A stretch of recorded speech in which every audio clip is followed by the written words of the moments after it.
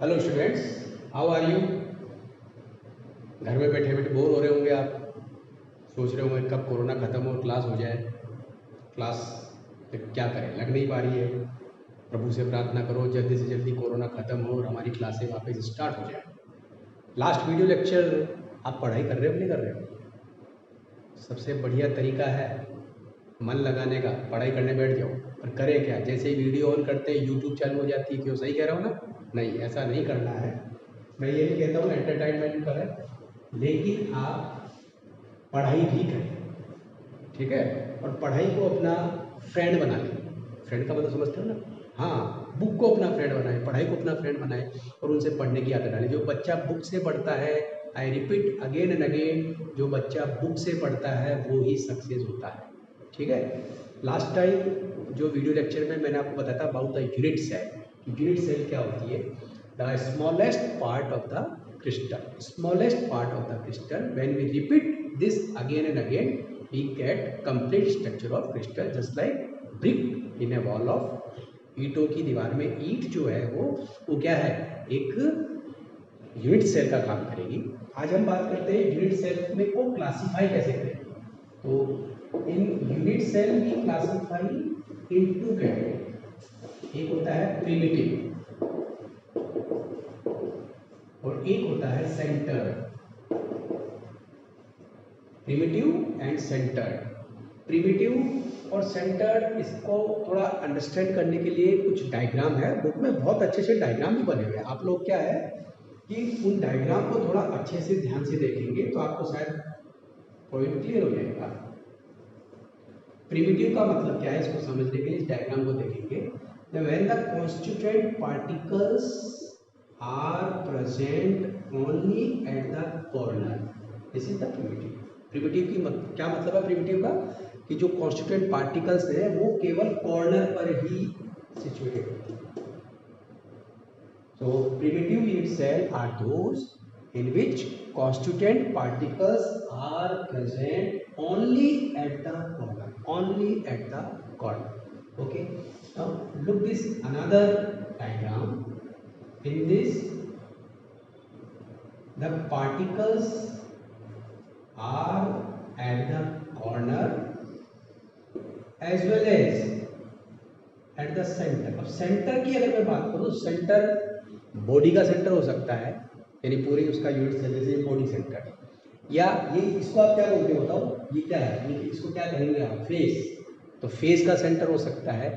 तो इस तरह से मैं just like this I can draw three type of diagram.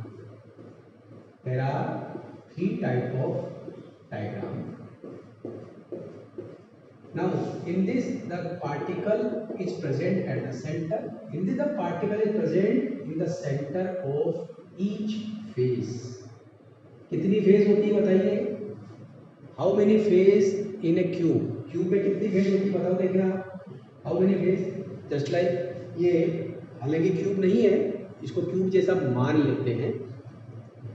ये कौन सी है? ये फेज कहलाती है ना। ये 1 2 3 4 5 और ये पीछे।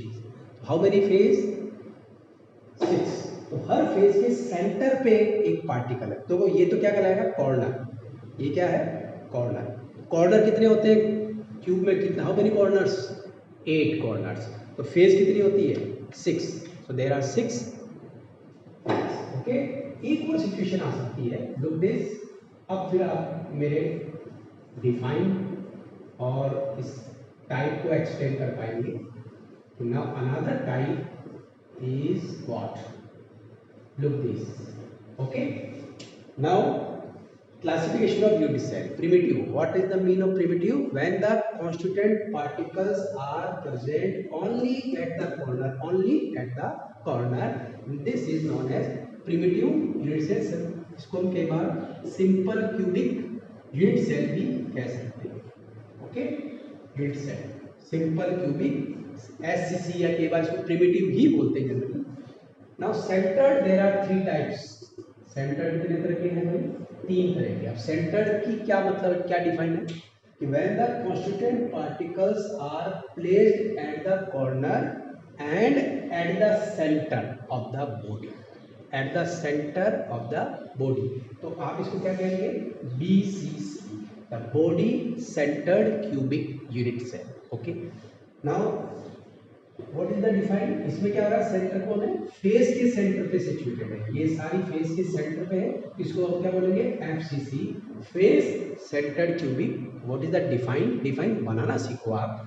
When the particles are present at the corner as well as at the center of each face, यहाँ पे तो क्या था, at the center of body, यहाँ पे क्या है, at the center of face। okay, now this is known as and centered। यहाँ पे सारी फेस के ऊपर नहीं रखना है, कोई भी दो अपोजिट जो फेस होती है, डायगोनल जो फेस होती है, उनके ऊपर ही रखना है। चाहे ये दोनों फेस ले लो, नॉट नेसेसरी आप अगर ये ना ले तो ये भी ले सकते हो, ये भी आ सकती है। तो what is the define, when the particles are placed at the corner as well as at the face, कौन सी फेस, एट द अपोजिट और diagonally face centre. Okay, so there are total 4 types of unit cell. ये cube की structure है, ऐसे ही आप hexagonal में बनाएंगे। मैंने टेबल के लिए आपको बोला था, आपने उसके अंदर बुक को खोलो, उस बुक में आप उसके सारे example, how many total types of unit cell, total कितनी यूनिट सेल होती है बताओ मैं, 4 नहीं 14 होती है, जिसको अपन ने क्या बोला, Bravais lattice, there are 14 type. ये तो अभी अपने डायग्राम जो बनाया है वो किसका डायग्राम बना रखा है, ठीक है, क्यूब के लिए। ऐसे हेक्सागोनल के लिए आएगा, ऐसे आपके मोनोक्लिनिक में आएगा, ट्राइक्लिनिक में आएगा, रोम्बोहाइड्रल में आएगा, ऑर्थोरोम्बस में आएगा। तो आपकी बुक में एनसीईआरटी में बहुत बढ़िया डायग्राम बने हुए हैं, उन डायग्राम को ऑब्जर्व करो, देखो, और ये टोटल जो 14 टाइप्स है ना, उनको आप कैच करेंगे। But now the unit cell are 2 types, one is the primitive, other is the centre. तो प्रिमिटिव जब केवल पार्टिकल कहाँ होते हैं, कॉर्नर पर होते हैं, और सेंटर का मतलब कॉर्नर के साथ साथ वो कहीं कहीं किसी सेंटर पे। सेंटर की अगर बात करें तो हमारे पास 3 टाइप के आ जाएंगे। तो इसमें एक बॉडी सेंटर आएगा, एक फेस सेंटर आएगा, और एक एंड सेंटर आएगा। Okay, so now there are, this is the classification of unit cell. It's clear now. Now another very good question, बहुत अच्छा क्वेश्चन है, एक और है, इसको देखिए आज डिस्कस करेंगे और उसके ऊपर क्वेश्चन आपके एग्जाम में और कंपटीशन एग्जाम में भी आता है। डायग्राम बना हुआ है, आपको मैं क्वेश्चन पहले मैं पूछता हूँ। ओके, नाउ क्वेश्चन क्या है, ये कौन है, simple cubic, just like sometime we say it is primitive, how many total particle. तो आपका हेड क्या लगेगा, क्वेश्चन क्या था, calculation of particles in unit cell. If I ask you how many particles in this simple cubic जो है primitive है, इसमें टोटल पार्टिकल कितने हैं, बिल्कुल सही बोला क्या, 8, नहीं गलत है, इट इज रॉन्ग। आपको दिख जरूर रहा है कि यहाँ पे 8 particles, but now unit cell को, अरे ईंटों की दीवार में ईंट कोई अकेली ईंट ही होती है क्या, उसके एक ईंट के चारों तरफ कितनी ईंट होती है बताओ, देखें, how many bricks around the brick. आप अगेन आई रिपीट, जैसे ये यहाँ पे ये रखा, ठीक है, अब ये कॉर्नर है, अब इसके जस्ट लाइक यहाँ पे पास में एक और रखूंगा मैं, 2, एक इधर की तरफ आएगी, 3, एक जो यहाँ पे जो रखी है ना इसके आगे आएगी। तो ये एक नीचे पूरा एक सरफेस हो गया। आप ईंट लेकर के कहीं कंस्ट्रक्शन एरिया में जाकर के ईंट मिला करके उनको रख के देखना, और जब तक आप प्रैक्टिकल नहीं करोगे ना ये चीज़ें आपको समझ में नहीं आएगी, चैप्टर ऐसा ही है, इसको प्रैक्टिकल की बहुत ज़रूरत है।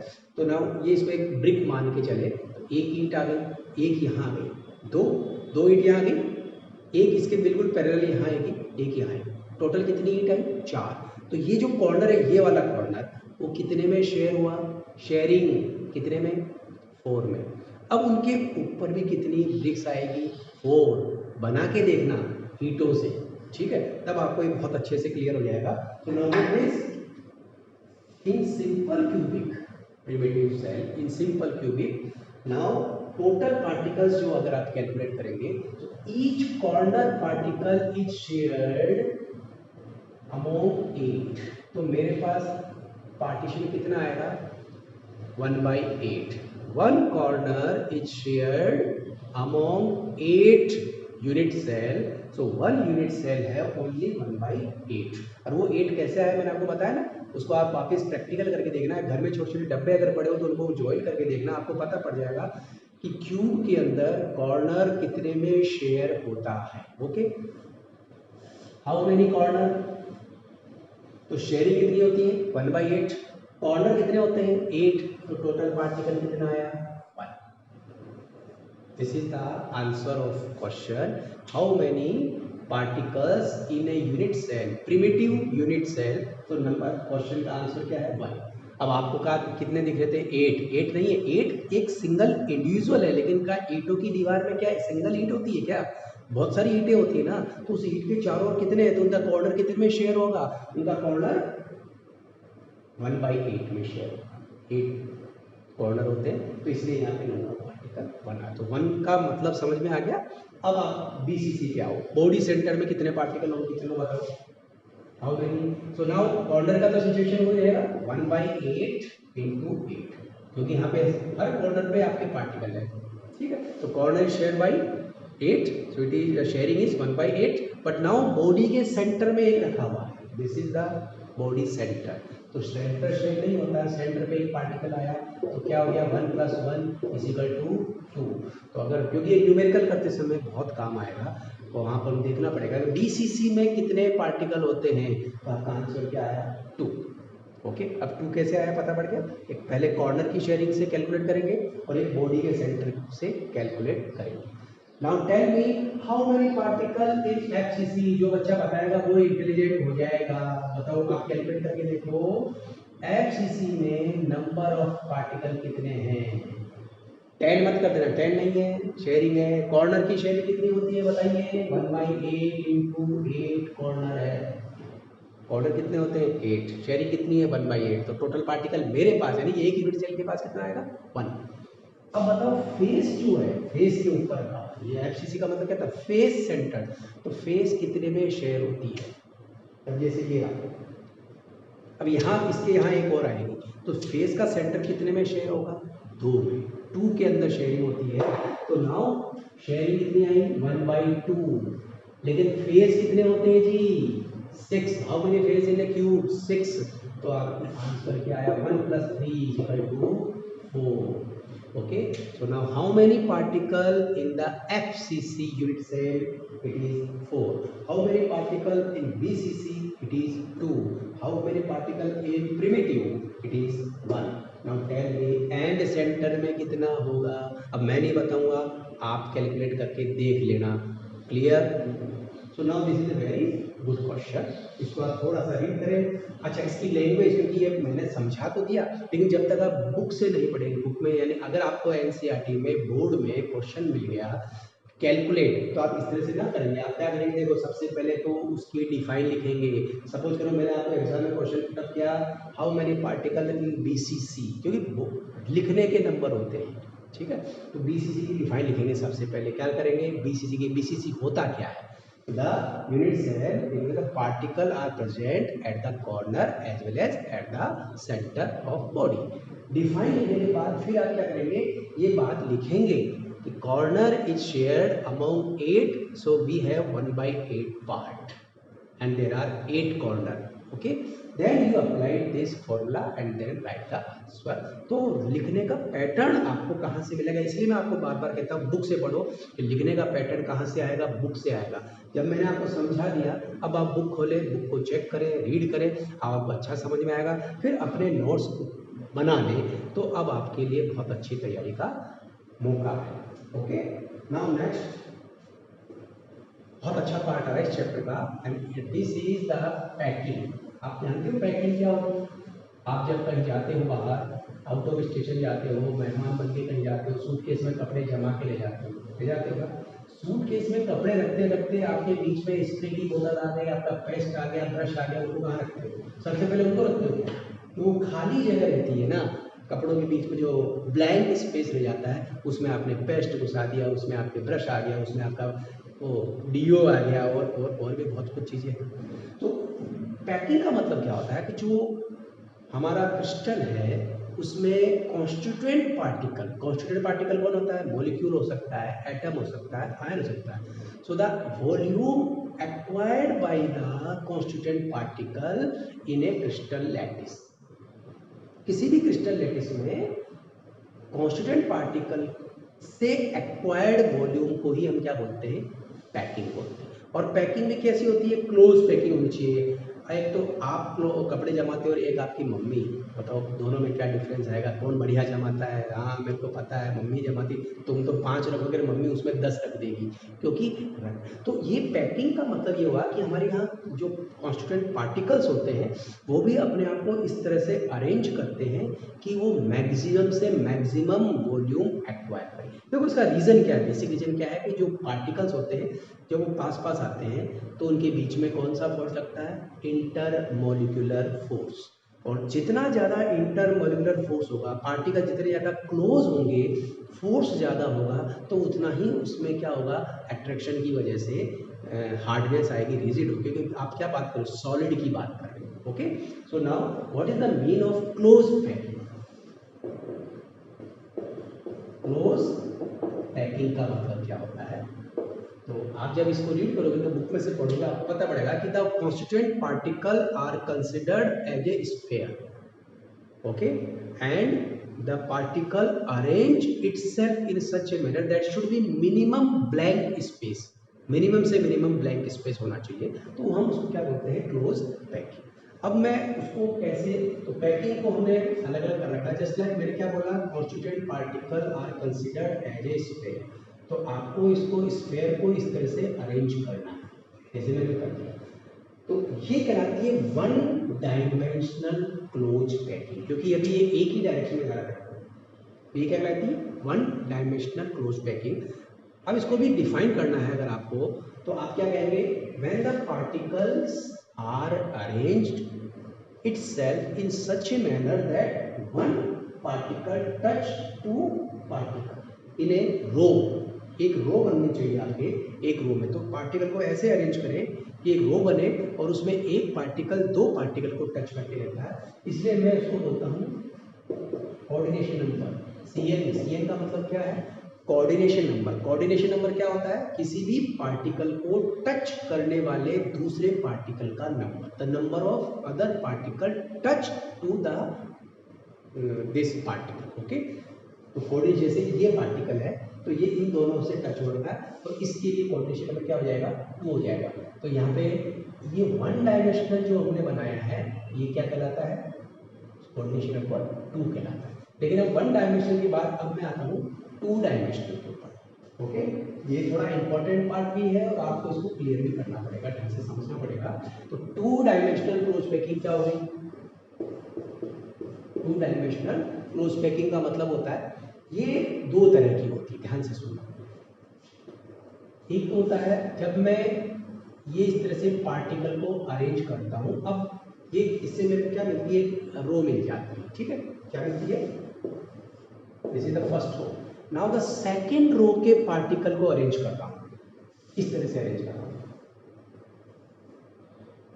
डायग्राम का खेल है पूरा, इसलिए आपको डायग्राम को बनाना सीखना है।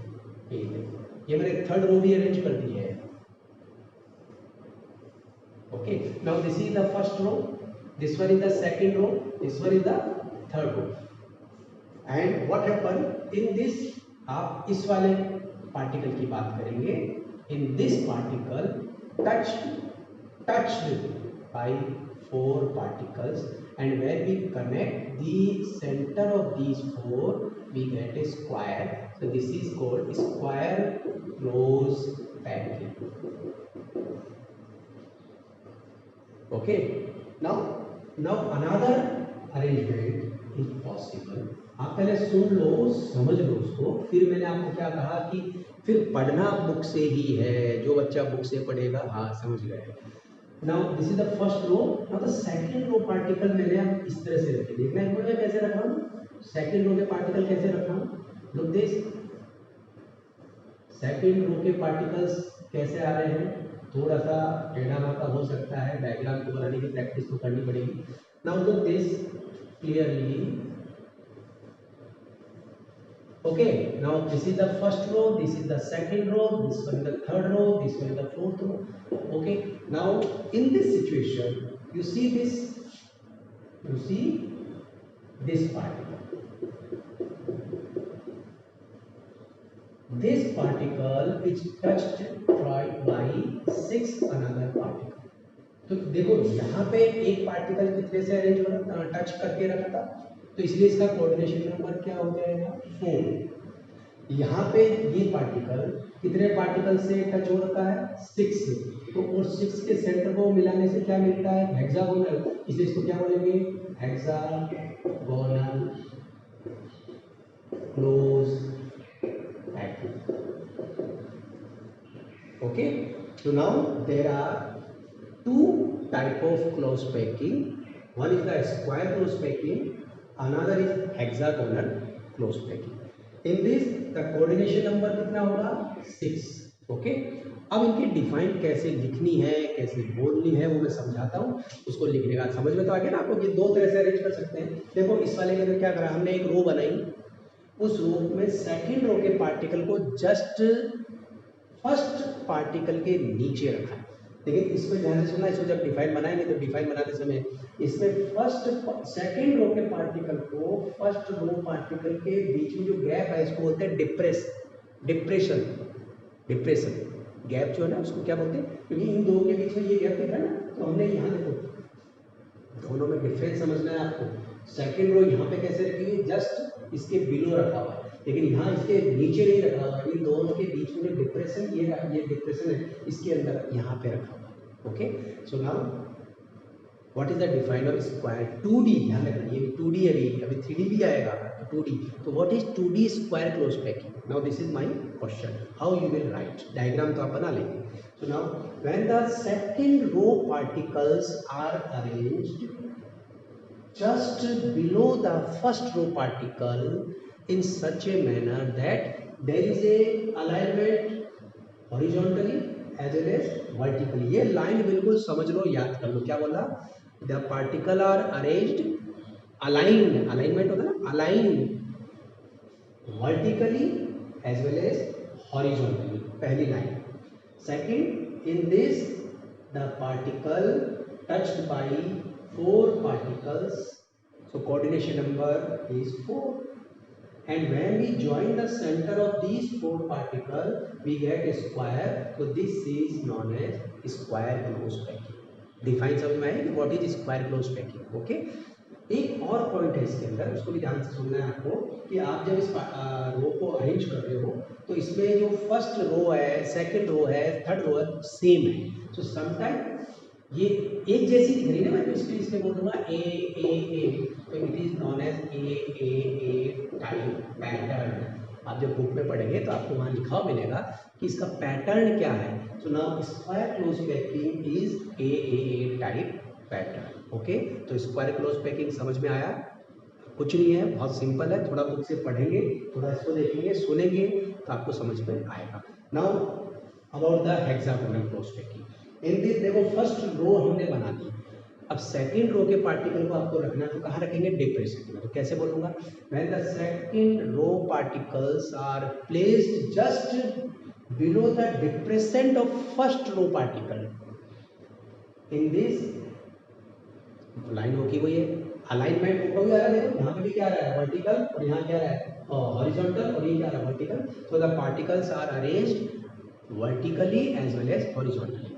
Now in this particle is touched by 6, how many, 6, so this particle is touched by 6 other particles, so coordination number is 6, and when we join the center of these 6 we get a hexagonal, so this is known as hexagonal close packing। but when you see इसमें जो आपके first और second row है उनमें difference नजर आ रहा है, देखो इसमें फर्स्ट और सेकंड सब एक जैसी थी, यहाँ पे एक जैसी नहीं है, फर्स्ट और सेकंड रो में डिफरेंस है, नाउ थर्ड रो सेम आ गई, तो हम इसको क्या बोलेंगे ए, इसको क्या बोलेंगे बी, तो वापिस ये सेम हो गई ना, इसको क्या बोलेंगे ए, तो ये वापिस क्या है सेम है B, so it is known as A B type pattern.